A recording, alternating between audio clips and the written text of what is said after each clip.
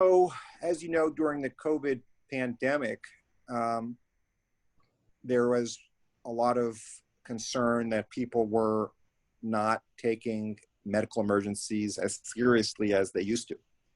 And so, this whole mantra of stay at home really hit us very hard in the stroke community, and also my cardiology colleagues who take care of heart attacks.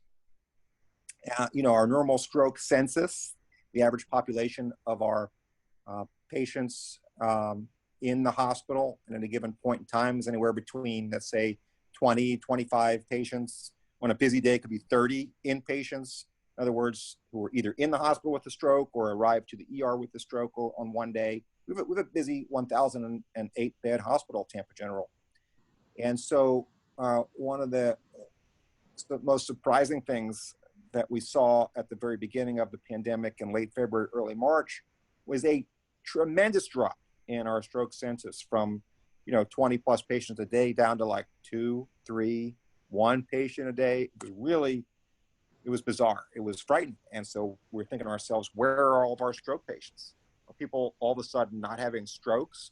Or are they more likely just staying at home because they have COVID-ophobia? They're just so afraid of going to the hospital for fear of contracting coronavirus immediately as they walk in the front door for the ER.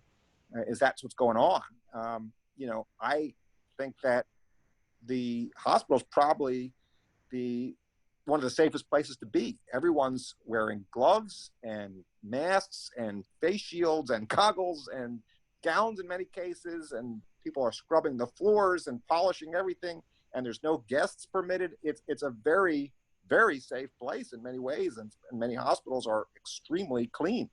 And when people who have suspected COVID with a fever or other symptoms come into the door, they immediately go to a separate area and they get screened quickly, ruled in, ruled out, and so forth. And so this whole idea of people contracting the virus immediately walking through the door, what happened was the fear usurped our own stroke mantra of time is brain, which, as you know, which we talked about earlier, the earlier you get to the hospital, the more likely you'll have a better outcome because we can give you TPA blood thinners or clot extraction from the brain. However, what we did, and one of the things I was proudest of, is writing an article, local article to the Tampa Bay Times with my colleagues, just saying, hey, listen, don't forget, time is brain. That should be more important than stay at home.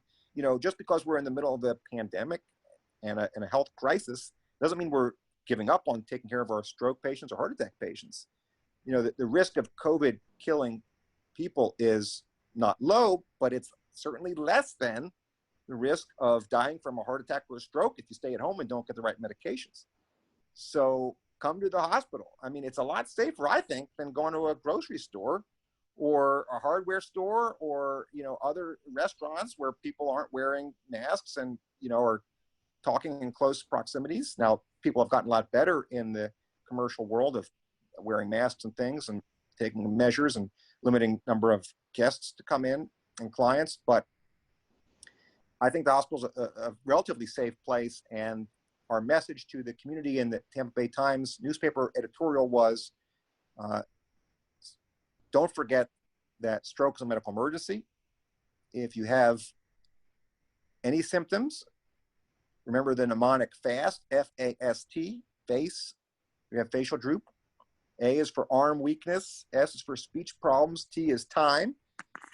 Get your tail to the ER if you're having a stroke. Immediately call 911.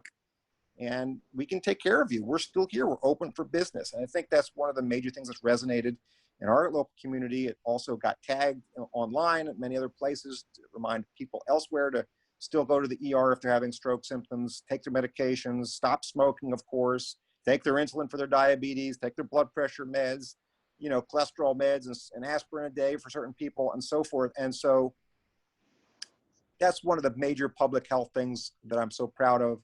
And also we wrote an official journal article to the journal Neurohospitalist describing in exact detail our stroke census drop, comparing it to our previous years where we had, X amount more stroke patients every month. So just public health awareness, I think, is really important. And, publishing, I enjoy publishing. As you see from my Cavalier Daily article, I enjoy writing. Actually wrote a real fun book called, let me get it out here for you, Laughing Your Way to Passing the Neurology Boards. It's kind of a fun, mnemonic-filled book, 600 pages plus, for neurology residents to learn about stroke.